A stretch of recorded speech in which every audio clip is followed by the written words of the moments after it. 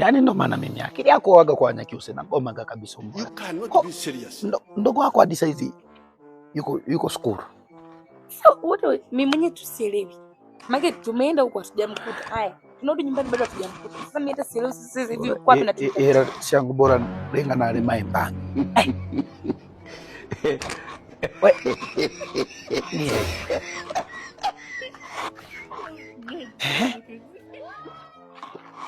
Kipenzi cha dadako. Halo. Naona umenyoa shemeji yako.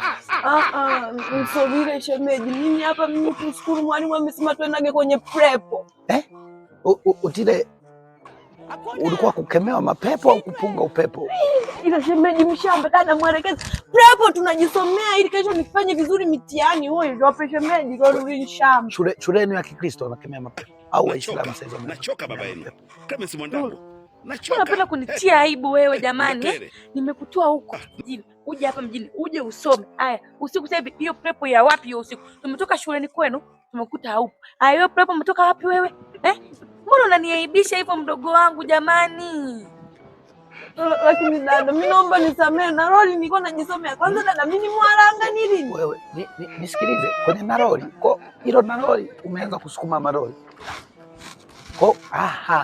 Sio mimi unengute. Sasa wewe kwa ndida lino hapa utafute pa kushinda. Mimi shemeji mukonyerenganya kange nekulonda kabisa. Mukulonda mundu alile kesi. Ba. Mnabusiana papa kwa Mungu. Watu mnaenda kugoma. Umemwona vijana kibudi? Umemwona? Mimi ni kipofu mamangu sio. Mwenye uwanja wake kaingia sasa.